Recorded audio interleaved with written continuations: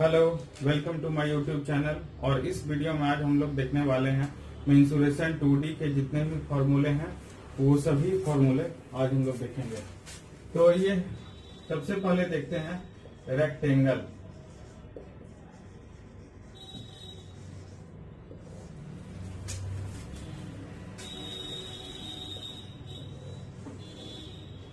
Rectangle में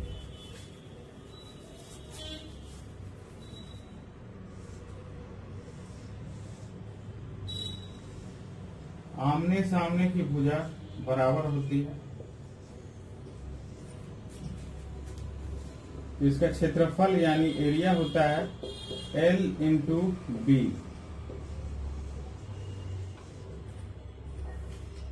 ये होता है लंबाई और ये होता है चौड़ाई। एरिया, क्षेत्रफल को ही एरिया बोलते हैं। Area equal to L into B, यानी कि लंबाई गुने चौड़ाई। उसके बाद परिमाप यानी कि perimeter equal to 2 into L plus B. उसके बाद विकर्ण B is equal to L square root under L square plus B square. देखिए, जब इसका विकर्ण जो है इसको दो राइट एंगल ट्रायंगल में डिवाइड करता है, तो यहां से ये हो गया D और ये 90 डिग्री होता है। इसके सभी एंगल 90 डिग्री के होते हैं।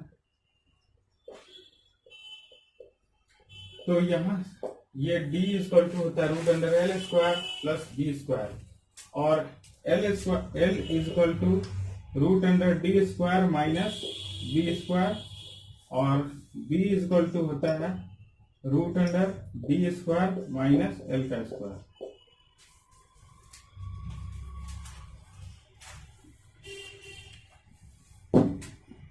उसके बाद है दूसरा नंबर स्क्वायर।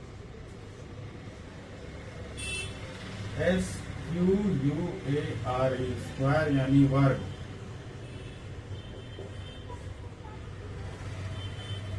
वर्ग में इसका सभी कोण 90 डिग्री का होता है।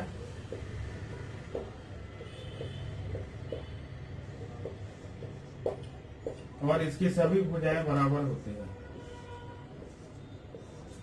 इसकी सभी भुजाएं बराबर होती है और इसका सभी कोण 90 डिग्री का होता है।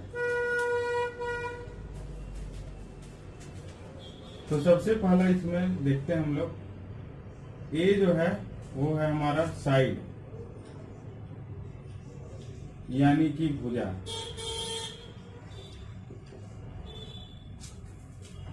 तो क्षेत्रफल जो होता है इसका, क्षेत्रफल यानी एरिया इज इक्वल टू ए का स्क्वायर। उसके बाद परिमाप इक्वल टू, देखिए परिमाप जो होगा वो चारों को जोड़ने पर आएगा, तो 4a। उसके बाद ये इसका यहां से ये विकर्ण होता है D। विकर्ण यानी कि diagonal is equal to root under 2a। तो क्षेत्रफल का एक और फॉर्मूला होता है, क्षेत्रफल इज इक्वल टू विकर्ण का स्क्वायर बाई 2। विकर्ण का स्क्वायर बाई 2।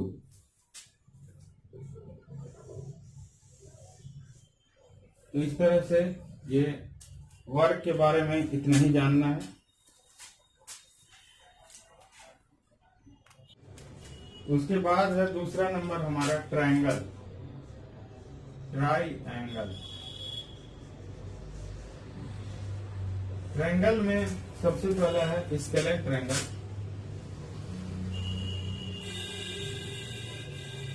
स्केलेन ट्रायंगल यानी कि विषम बाहु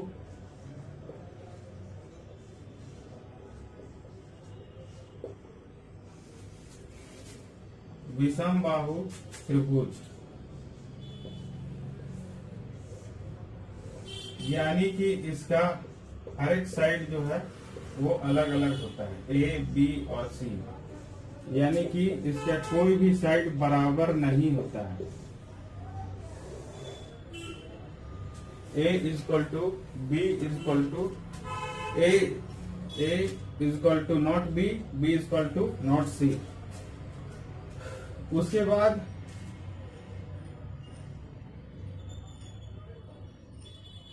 ये नहीं,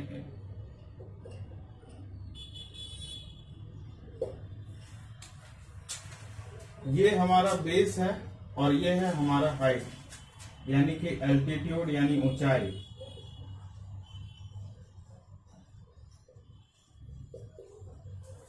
तो इसका क्षेत्रफल होता है, यानी कि एरिया होता है 1/2 इंटू बेस इंटू हाइट,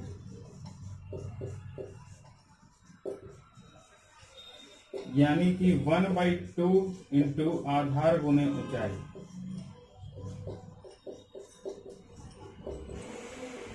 दूसरा मतलब हीरोन्स फॉर्मूला से भी हम इसका क्षेत्रफल निकाल सकते हैं। क्षेत्रफल होता है एस माइनस ए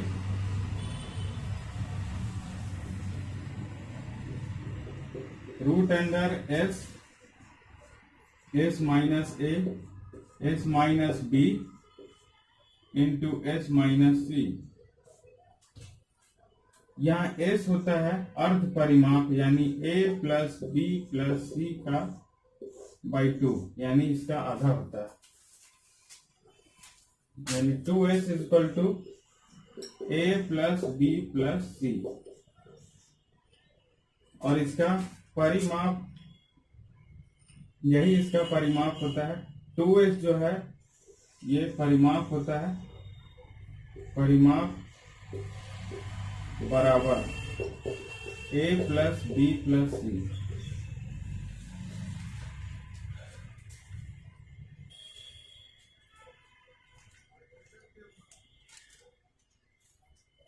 इस फॉर्मूले को हम लोग बोलते हैं हीरोन्स फॉर्मूला।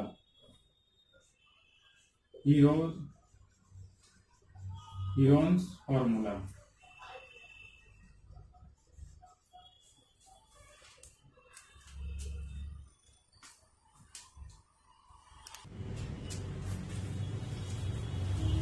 उसके बाद है चौथा नंबर है इक्विलैटरल ट्रायंगल, यानी कि समबाहु त्रिभुज।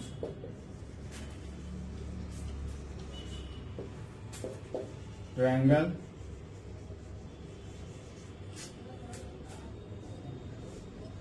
समबाहु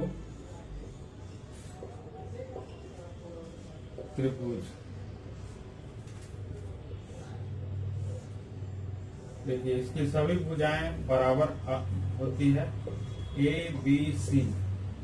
तो A is equal to B is equal to C, यानी कि हम लोग इसको ए सभी को ए लिख सकते हैं।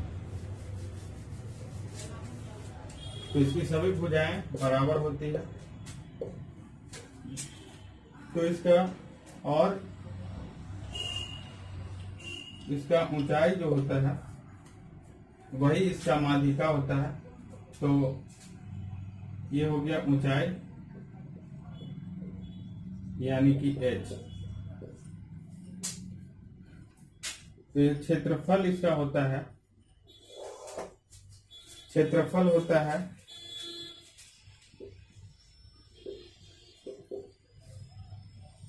1/2 इंटू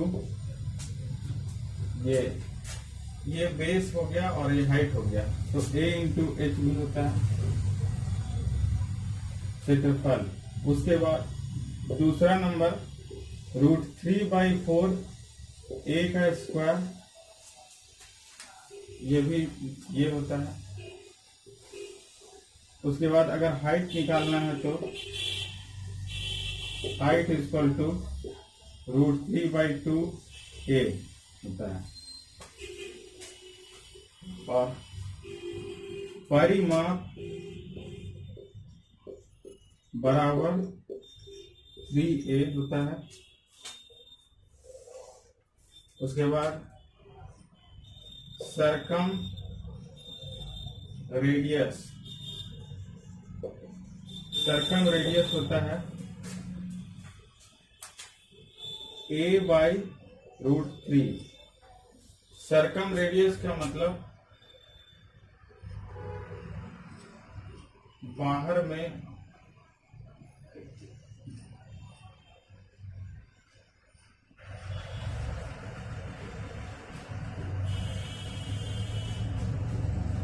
बाह्य त्रिज्या। सर्कम रेडियस का मतलब होता है बाह्य त्रिज्या।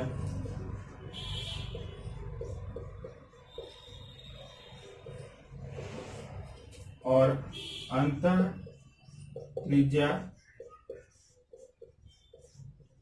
इन रेडियस होता है a/2√3।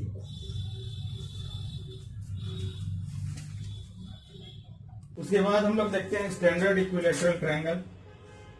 स्टैंडर्ड इक्विलैटरल ट्रायंगल पढ़ने का मकसद ये है कि हम लोग कैलकुलेशन को फास्ट कर सकें इक्विलैटरल ट्रायंगल में।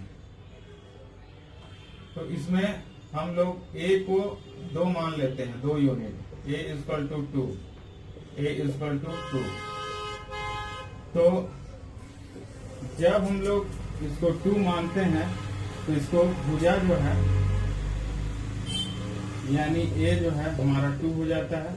तो क्षेत्रफल जो है वो √3/4 a का स्क्वायर। इस तरह से क्षेत्रफल हमारा √3 आ जाता है। उसके बाद परिमाप यानी पेरीमीटर का बात है तो ये हो जाता है 3 × 2 = 6। और ये इन रेडियस जो है r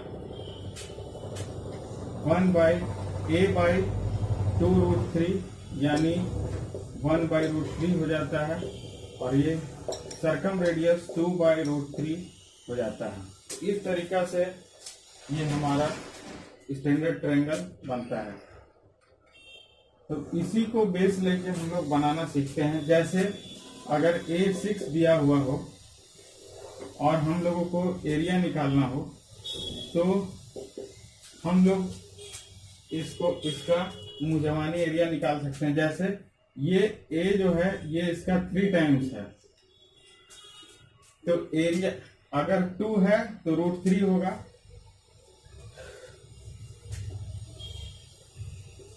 a जो है वो 3 टाइम्स है।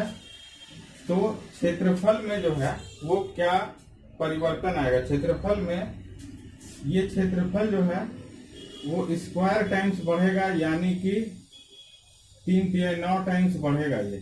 तो 9√3 इसका यहाँ एरिया हो जाएगा। उसके बाद परिमाप जो है यानी पेरीमीटर 2 है तो 6 होगा। परिमाप जो है वो 3 टाइम्स बढ़ेगा यानी कि 6 3 18। उसके बाद सर्कम रेडियस जो है यानी r यहाँ 1/√3 दिया हुआ, ये भी 3 टाइम्स बढ़ेगा। तो यानी ये हो गया √3। r है 2/√3, ये भी 3 टाइम्स बढ़ेगा। तो ये हो गया 2√3। यानी इसका मतलब ये हुआ कि अगर इनमें से कोई एक भी दिया हुआ हो और हम लोगों को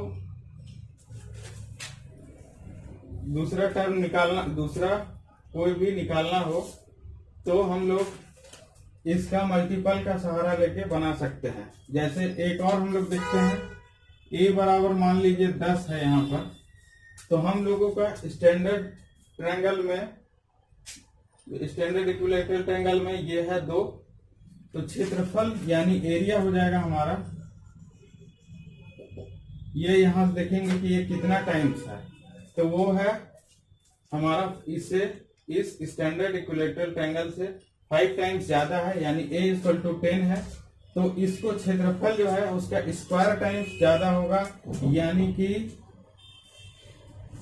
5 यहाँ ये इससे 5 टाइम्स ज्यादा है। देखिए ये 5 टाइम्स ज्यादा है, तो यहाँ पर ये 25 टाइम्स ज्यादा होगा, यानी कि यहाँ पर हो जाएगा 25√3। परिमाप जो है